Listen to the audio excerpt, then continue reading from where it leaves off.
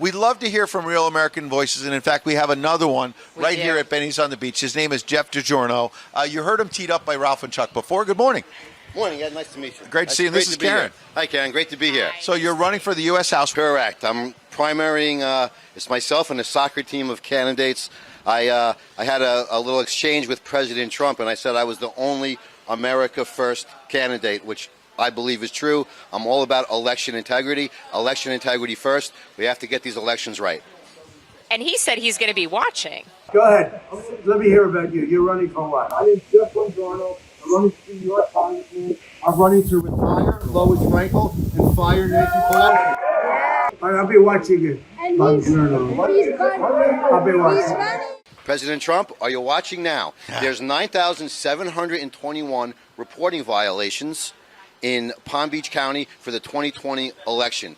There's no detail. It's as bad as an Enron financial statement. So let's stop right there so we understand it and our viewers understand it. If there's 9,700 violations, these are voting violations that were reported by other voters or by election officials. Break it down for us. And then what happens? Is it just sitting in a black hole somewhere? I mean, here we are. It's 2 years later, and it doesn't sound like anyone's been held accountable. Okay, so I'm a business analytics, data analytics guy, and there's no detail of the vote. You need to have a column, and this is the law, the state law, one column for each vote type: provisional, early, vote by mail, and same day. They group it all into one big number. So if there was ever an audit, they could reverse engineer the audit to match the number. It makes the reporting worthless, and it needs to be cured. So that's not happening. You just find some mail-in ballots at that point and say that those were all mail-in ballot votes. Yes, it's a law. It's on the books. It's 98.0981-2A. It's a third-degree misdemeanor, and I called the sheriff's office, and the sheriff referred me to who? The supervisor of elections. They said, we don't prosecute election law, but there's also a statute for that. It's spaghetti legislation. You have to follow the bouncing ball. Since I went to the Mike Lindell Symposium, and I met Amanda Chase and some great people, Wendy Rogers, Mark Fincham, it's been my mission to fix the elections. That's the first. All of these problems, like Bannon says, stolen elections. Stephen K. Stolen elections are devastating, and we're seeing it in our country every day. So play the string out on that spaghetti. I'm mixing metaphors, I guess. But the sheriff says, I can't really deal with the law here, so call the Board of Elections. So what does the Board of Elections tell you? Well, it's like calling the person of interest in a crime for justice. We need justice.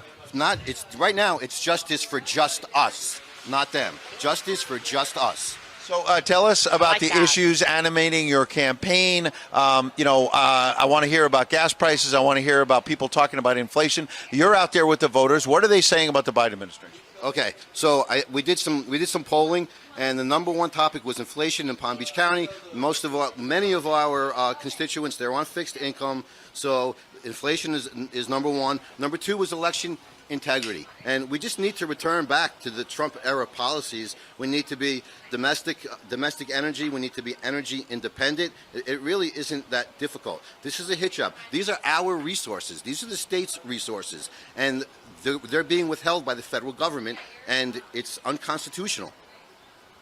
Palm Beach County has a lot of older people. I'm glad you brought that fact up. And they're here. They're on fixed incomes. Why are they continuing to vote Democrat? Are they really? We don't know that until we get the detail of the vote. We can't do analytics. We can't do anything. This is crucial data that we need to run a campaign, and it's intentionally being withheld. And I just checked Broward County, and Broward County is doing the same thing. The candidates, we're the ones with standing. We can't let what happened to President Trump happen again. Oh, you don't have standing, or it's too late, latches. We need to act now. We need to get 2022 midterms right, or else we're going to be surprised. President Trump said it on, I don't want to mention the other station, but please don't mention that. Well, I posted all this on YouTube, and I was censored. They took it down.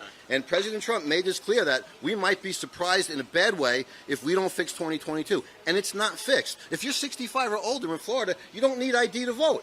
Do you believe that? Can't believe and that. Another thing, government's very slow to react to everything. And we had these vote by mail ballots and this all of this new processes. I'm a process guy. I'm a software guy. We make processes meet the software. Now, There's never been any kind of drive to say, hey, this is chain of custody. We're all great at poll watching, right? But no one's watching these ballots at night. What's the chain of custody? The law says that each supervisor of elections can set their own process, and it's a mystery. We need transparency in order to get the elections right on the reporting and also on the chain of custody. That's of the utmost importance. You talked about the YouTube censorship. You're not going to be censored on Real America's Voice, so we appreciate you being here and speaking out. Thank you, sir. For sure. And And a problem that's happening in so many states, not just here.